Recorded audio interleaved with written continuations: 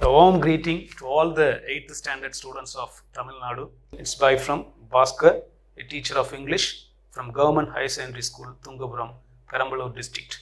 Today we are going to read and enjoy the Unit 4 poem, A Thing of Beauty, written by John Keats.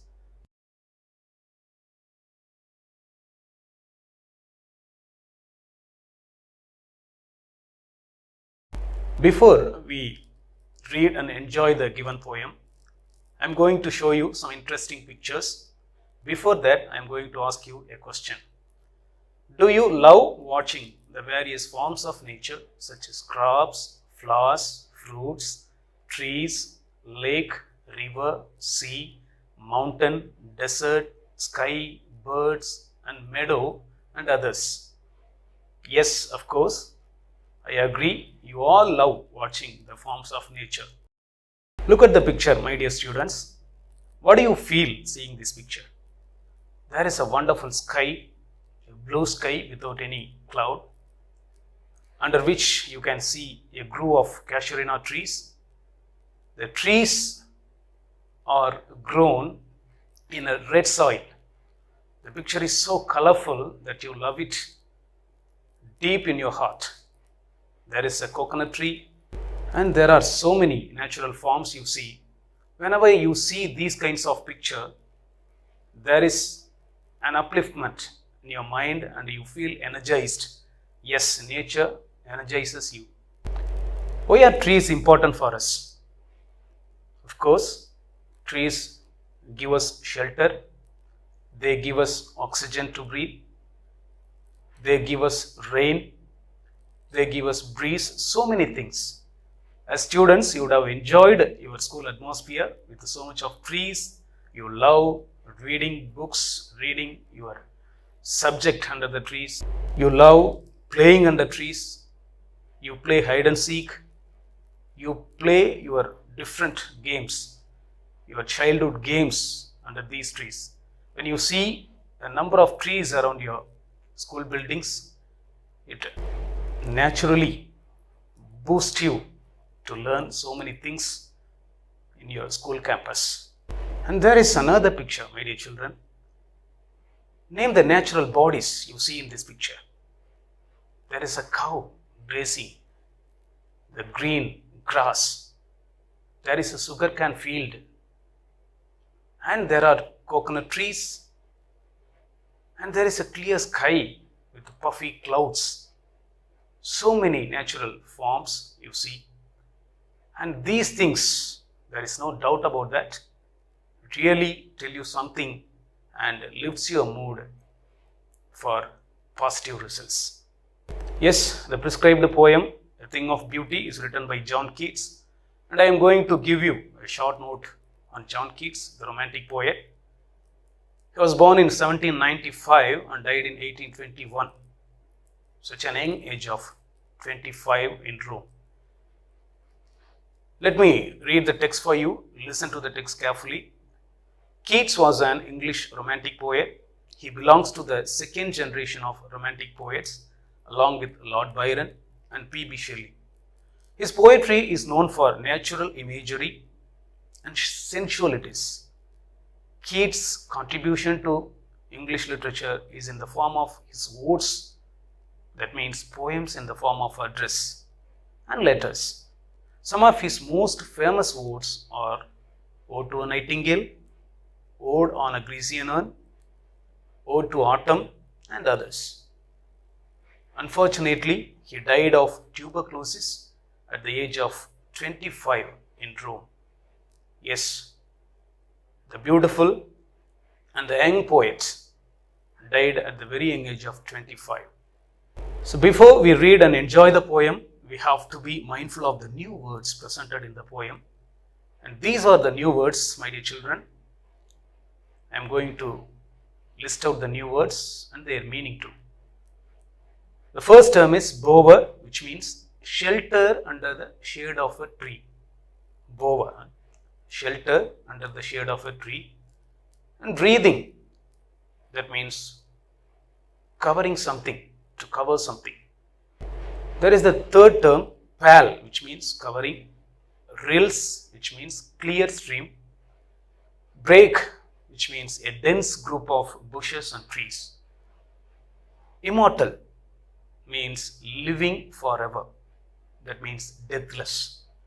And daffodils, a European plant with yellow flowers.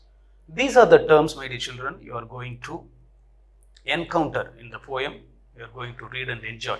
My dear students, you all love reading poems and enjoying the message presented in poems. Right from your childhood, you enjoy rhymes, poems, and other your mother tongue poems too. But today, it's an English poem, we know, A Thing of Beauty, written by John Keats. This poem also has a message for all of you. Let me read the text first of all for you and explain the lines later. Listen to my reading. A thing of beauty is a joy forever. A thing of beauty is a joy forever. Its loveliness increases. Its loveliness increases. It will never pass into nothingness. It will never pass into nothingness. But will keep a bower quiet for us. But will keep a bower quiet for us. And a sleep full of sweet dreams and health and quiet breathing. And a sleep full of sweet dreams and health and quiet breathing. Therefore, on every morrow are we wreathing a flower band to bind us to the earth. Therefore, on every morrow are we wreathing a flower band to bind us to the earth. Some shape of beauty moves away the pall from our dark spirits. Some shape of beauty moves away the pall from our dark spirits. Such the sun, the moon, trees old and young, sprouting a shady boon for simple sheep. Such the sun, the moon, trees old and young, sprouting a shady boon for simple sheep. And such are daffodils with the green world they live in, and clear rills that for themselves a cooling cover to make against the hot season. With the green world they live in, and clear rills that for themselves a cooling cover make against the hot season. The mid-forest brake, rich with a sprinkling of fair musk rose blooms. The mid-forest brake, rich with a sprinkling of fair musk rose blooms. An endless fountain of immortal drink, pouring unto us from the heavens brink. An endless fountain of immortal drink, pouring unto us from the heavens brink. Yes, students, this is the reading of the poem. Hope you have listened to the pronunciation and pause to. Practice reading such kind of poems which will boost your reading practice. My dear children, hope you all will follow what I am saying now. Before we get into the meaning of the poem, we should understand what is the background of the poem. So let us get into the background of the poem. A Thing of Beauty. A Thing of Beauty is an excerpt from the poem Endymion, a poetic romance. The poem is based on a Greek legend in which Endymion, a beautiful young shepherd and poet who lived on Mount Latmos. He had a vision of Cynthia, the moon goddess, and fell in love with her. The enchanted youth resolved to seek her out and so wandered away through the forest and down under the sea. So this is the background of the poem, my dear children. There is the character Endymion, a beautiful young shepherd. He lived on Mount Latmos and he had a vision of Cynthia, the moon goddess. So the poem is all about not the earthly human beings. It has a background of divine creatures in the name of Endymion and Cynthia. And he fell in love with her. So after that, the enchanted youth decided to seek her out, and so wandered away through the forest and down under the sea. But the poem we are going to read and enjoy is the beginning of Endymion. Yes. Now we are going to grasp the meaning of the poem. You loved reading the poem, but here is the meaning. Without meaning, you cannot really enjoy the message of the poem, you know. Yes. See the first 5 lines of the poem. A thing of beauty is a joy forever. Its loveliness increases. It will never pass into nothingness, but will keep a bower quiet for us and asleep, full of sweet dreams and hell and quiet breathing. So in these lines, you understand the following message. Keats affirms in the famous first line that anything that is beautiful is a source of joy.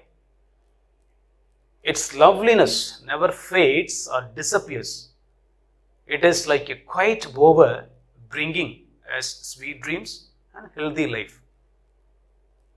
My dear little children, this is the message. In the world of nature, everything that is beautiful brings us joyfulness. Yes, in the view of John Keats, everything that is beautiful is joyful also. It's a source of joy. But the beauty never fades. The human beauty fades after the period of youthfulness. It's temporary. The human beauty is temporary. But the beauty in nature will never fade or disappear. This is the message John Keats gives us. It's like a quiet bower. It gives us sweet dreams as well as a healthy life. See the next set of lines. Therefore, on every morrow are we wreathing a flower band to bind us to the earth. Some shape of beauty moves away the pall from our dark spirits. Listen to the meaning of these lines. The poet says that we are bound to earthly life of materialistic things. But the beautiful forms of nature remove the sorrows of earthly life and keeps us enlightened. You see the first 2 lines. Every morrow, day by day, we are wreathing a flower band to bind us to the earth. So every day, we make the habit of depending upon nature for everything. There is no doubt about that. For everything, we depend upon nature. When you see a beautiful picture, when you see a beautiful form of nature in the form of sun, moon, leaves, trees, rivers, meadow, the moment you see the form of nature, it removes the sorrowfulness in your life. The sorrow of earthly life is immediately removed when you see a beautiful form in nature. Yes, it removes the dark spirits from our human life. There is another set of 4 lines. Such the sun, the moon, trees old and young, sprouting a shady boon for simple sheep. And such are daffodils with the green world they live in. So in these lines, Keats presents various natural forms, variety of natural forms in the form of sun, moon, trees, daffodils, because Keats is naturally a poet of nature. People call him often a chameleon poet. He transforms his mood according to the forms of nature. So that's why we call him a chameleon poet. So in these lines, what he conveys, see the meaning. The sun, the moon, and all the trees offer shelter to the innocent sheep. Daffodils, the flowers, to serve the same with their green world. Even in the picture I showed you for motivation, you saw a cow grazing the green grass. This is the thing, my dear little children. Here the trees give shelter to the sheep. For simple sheep, that means innocent sheep. So we call it a pastoral form. Whenever a sheep or shepherd is presented in a poem, the poem is with so much of pastoral forms. That is rustic village setting of a poem. My dear children, see the next 4 lines of the poem. Let me read first. And clear rills that for themselves a cooling covert make against the hot season. The mid-forest brake, rich with the sprinkling of fair musk rose blooms. Let me read the meaning too. The poet continues to describe other beautiful forms too. The rills of the summer offers chillness to those who approach her. The middle of the forest is filled with the trees and bushes which have beautiful musk roses. So in these lines, we can clearly see the gift of nature, the clear rills which gives us chillness when we approach the rills against the hot season. Yes, so many of us, not only the rills, the cool trees also. So many of us during the summer season under the scorching sunlight, so when we feel tired walking under the sun, we approach the shelter of a tree. And really, the breeze and the pure oxygen from the tree energizes us. So that is the day-to-day reality. That is the thing Keats also tries to convey here. Clear rills that for themselves a cooling covert make against the hot season. The mid-forest brake, rich with a sprinkling of fair musk rose blooms. So here we enjoy the musk rose blooms fragrance as well as the color and the wonderful appearance of rose blooms. The final 2 lines, my dear children, we are nearing the end of the poem. The final 2 lines, the concluding lines. An endless fountain of immortal drink pouring unto us from the heaven's brink. These 2 lines convey the following meaning. In these final concluding 2 lines, the poet declares the source of all these beautiful forms of nature. He equates all these forms of nature to an endless fountain of immortal drink sent by the Almighty in the heaven. It shows that God and nature are synonymous and inseparable. See, we see God in nature. That is the concluding couplet conveys. An endless fountain of immortal drink pouring unto us from the heaven's brink. Keats compares all these natural forms to a fountain, that is an endless fountain of immortal drink. In that fountain we can drink immortal drink. Immortal means deathless, permanent, everlasting. So when you drink this immortal drink, you will never attain your death. So that is the meaning. So when you mingle with nature, your soul is deathless, pouring unto us from the heaven's brink. So these natural forms are not made on their own. It is created by the power of God, the Almighty.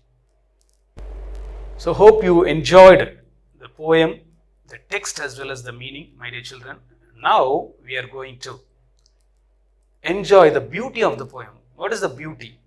The beauty of the poem can be understood from the message given as well as from the poetic devices that the poet has used to convey the message. The poetic forms, the various ornamental linguistic forms that the poet has used to convey such message. First of all, figure of speech, alliteration. You know what is an alliteration? In Tamil you say Edugai Monai. In Edugai Monai, see the term Monai. The first letters of 2 words are similar in Monai Chorkal in Tamil. Similarly, in alliteration in English, the first letters of 2 words, not only the first letters, the initial consonant sounds of 2 words are similar. That is alliteration. Alliteration is nothing but the repetition of the same consonant sounds at the beginning of words in a set or series of words. So in this poem also, John Keats has presented alliteration to add the beauty to the poem.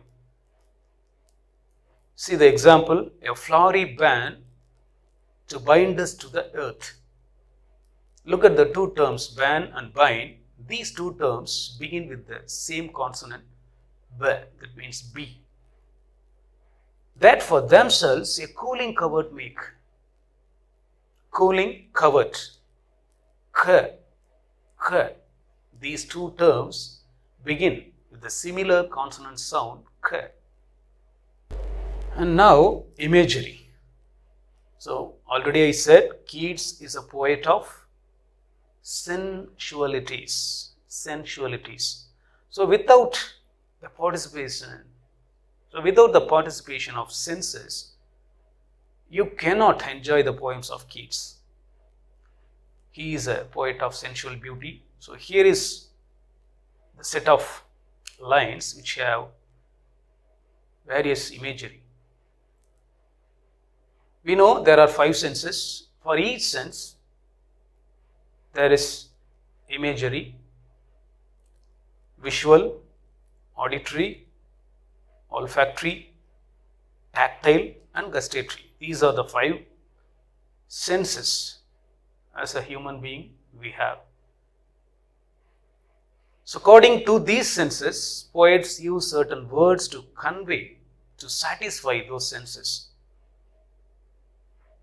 Imagery is the way that a writer helps readers visualize or see in their minds what is being described. These images often suggest emotions. Images appeal to one or more of the 5 senses: sight, hearing, touch, taste and smell.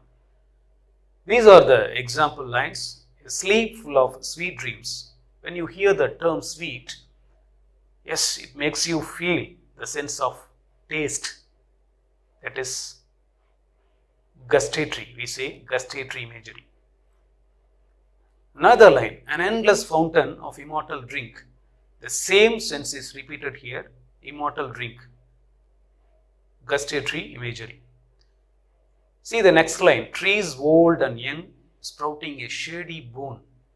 So shady boon, it gives visual imagery. When you see a shade, when you listen to the term shade, immediately you think of a shade under a tree. So shady boon is a visual imagery. A flowery band to bind us to the earth. So we are bound to earth. So touch, here we feel the sense of touch, tactile imagery. My dear children, I hope you understand what is an imagery. So my dear little children, I hope you would have enjoyed reading and understanding the meaning of the poem, as well as the poetic devices used by the poets. Now I am going to evaluate your understanding of the poem. First question, according to the poet, a thing of beauty is dash.